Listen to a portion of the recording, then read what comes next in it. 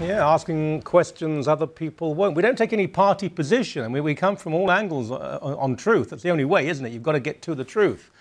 It's very difficult to understand the truth in Egypt. It's hard to know exactly what happened in Cairo, what this morning, really, when at least 34, maybe 40 people now were killed, more than 300 wounded outside the Republican Guard building in Cairo.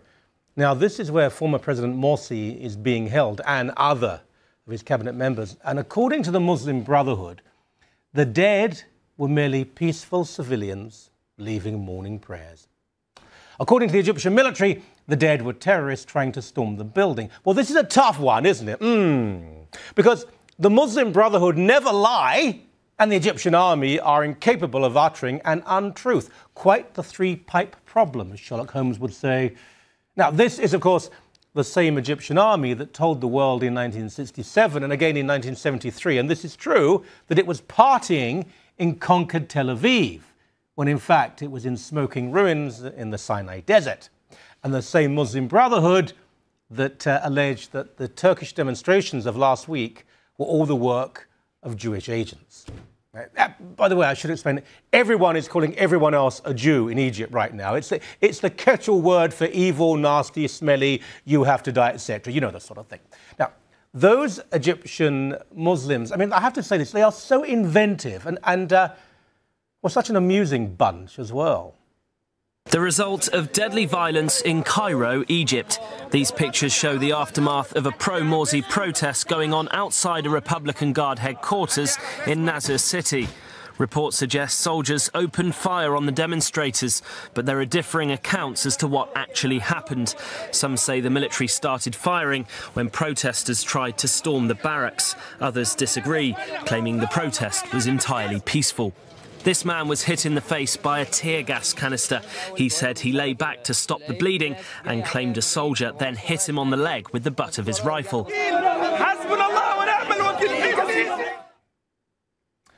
Proving that if you shout a lot and wave your hands about all over the place, peace and justice will prevail.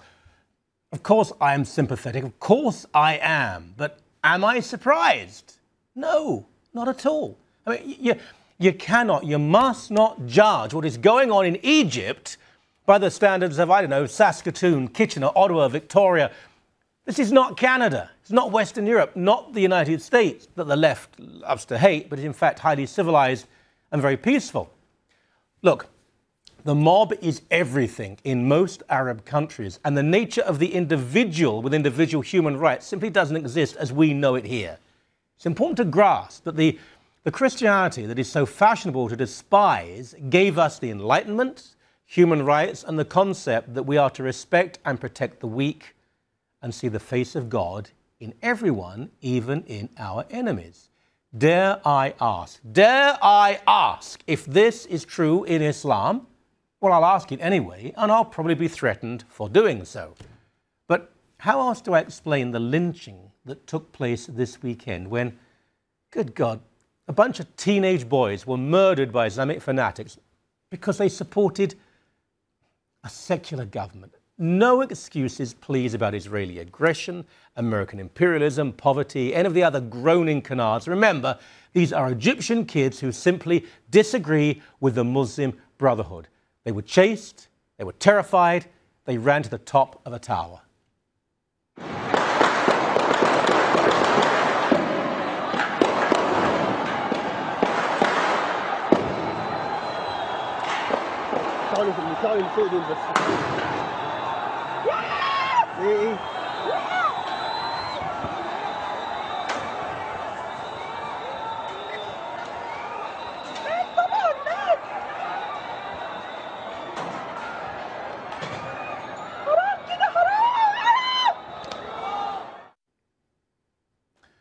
The people who live there, they can't pixelate the violence out of their lives, so they have to live with it.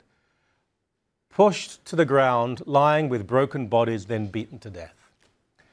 And this is not in any way an isolated incident. In fact, it would now be surprising if it didn't happen. It'll happen again. The other side will reciprocate. The blood will flow. The bodies will be paraded in front of the cameras. Look at the body. Look at everyone will shout Allah Akbar. They will blame the West. The left will say it's all about Gaza, really, and more innocent Arabs will die. This is not over, you know, and I would be amazed if we didn't see jihadist terror as a direct consequence of the Egyptian coup in Israel, Europe, even North America.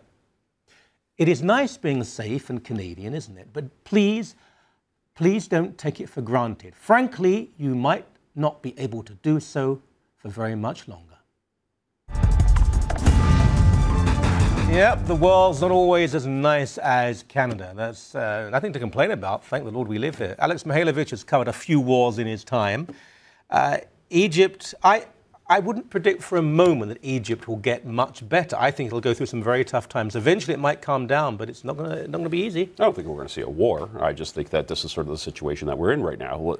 Listen, the military had to step in because there might have been a war if the military didn't step in. You have Mohammed Morsi and his Muslim Brotherhood coming in there, changing the constitution to better themselves, to give Morsi more powers, to ignore the other parties, to ignore the Christian minority, to ignore the Shia Muslims in that country, and that's not the way to go. This is what is interesting. I don't actually think the Muslim Brotherhood are personally corrupt. I think some of them are quite pure in their beliefs. But they seem to have no concept of what post-democracy is. You win an election, fine, you might lose one after. They say, no, we've won. He was actually going to change the constitution when no one could ever legally change what he'd done. This is forever. Well, you can't do that. Well, but that's exactly it. I mean, that's the issue at hand here. That's why the military had to step in. They were saying no more. And especially the fact that you have 22 million people marching in the streets. Well, that tells you something.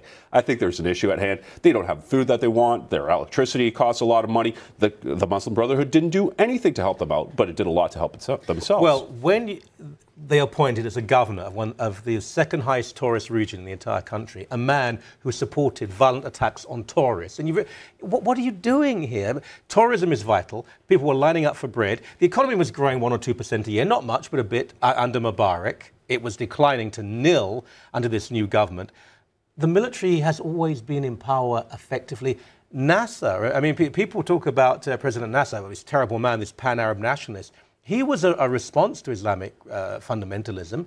He wasn't that extreme when you look back at it now. Mubarak was not an extreme. Why did we abandon Mubarak so rapidly? That's a really good question, because there's a couple of ways that you can interpret that. First of all, oh my gosh, he was a dictator who was running the show, blah, blah, we have to bring democracy to that part of the world. Or is it B, let's create a storm in that region that we saw happen in Libya, that we're seeing happening in Syria, and let's just destabilize the whole entire region by getting rid of Mubarak too. You think it's that Machiavellian? Well, of course. Why not? You know politics, you know the way things run, and that's divide and conquer, and that's the way you do this. And especially when you hear a lot of these critics saying that, hey, this is the absolute best thing that can happen. You have Arabs killing Arabs, Muslims killing Syria. Muslims in that whole region, Libya is not over. We keep looking at Libya as like, that's the mission accomplished. No, there's still people killing each other. But Libya is, with all due respect to the people who live there and the losses, it is a sideshow. Even Syria, relatively speaking, but Egypt is the big one. Egypt sneezes, the entire Arab region gets the cold. But it is business as usual. The military were in power under Mubarak as well. He couldn't move without their say-so. Well, absolutely. But, you know, the interesting thing that you just mentioned there, the governor of Luxor in that region, that to be a catalyst, that tells you something, because that really was one of the steps that it took for this revolution to happen. When the people say, no more, because tourism is where our bread and butter comes from, sure, you know, that's a huge statement on their behalf. They're saying they're rejecting the fundamentalist Islamic point of view, and they're saying we want our economy to be better. Well, that's what they're saying. I mean, it was literally their bread and butter. Bread, the staple of life in the region, which under Mubarak everybody had. They just didn't have. They were lining up for bread. This made the former Soviet Union, at its worst, look quite healthy. Something had to be done. But is there still not a bad taste in your mouth that a democratic election does bring forward a brotherhood government, and the army moves in, as it's done for centuries in various countries? You know, Oliver Cromwell back in the 1650s, the army comes in, you're not ruling democratically in the right way. It does make the West look a bit, ambivalent? Bad taste in my mouth, but you could always brush your teeth. You know, I think that this is an okay thing, and it's a step towards an ultimate goal someplace down the line. I'm not saying there's going to be a democracy in Egypt tomorrow or in a year or in 10 years, but the people will be better off. Well, let me ask you a fundamental, if not fundamentalist, question. democracy is not surely an end in itself. If you have a certain degree of freedom, if you have prosperity, if you can go to your particular place of worship and not be attacked, if a woman can walk around in safety in Egypt, maybe you don't have a completely influential vote, but it's not about exchange, is it? Well, do you think that's going to happen, though, just because you get a vote? No, you know what? Look, Egypt, the social structure has to change from the bottom up. And that's not just democracy. It's the way women are looked upon. And you can't tell me it's a democracy if women that come out to protest in the hundreds are sexually assaulted during these protests. Yeah, we think up to 100 rapes were reported. Reported, and remember, many of those women were raped not by Brotherhood supporters, but by opponents of the government. Absolutely, that's wrong. Yeah, there's not a Lone Ranger, to use a contemporary movie reference, in this whole thing. There are different groups, all of them heavily at fault. One will assume power, and we don't want military government in Canada. It's not Canada, it's Egypt, and we have to have the least unpleasant, this is not patronizing, but the least unpleasant government possible. That's surely what we must aspire to. And it's good for us, really. In the long run, let's get a little bit selfish here. It's good to have some sort of stability in this world. And if it takes a military someplace in this world to provide that stability, well, you know what? I'm okay with that. Sun News daring to tell the truth, and the others won't. Thank you for your time, sir. Thank you.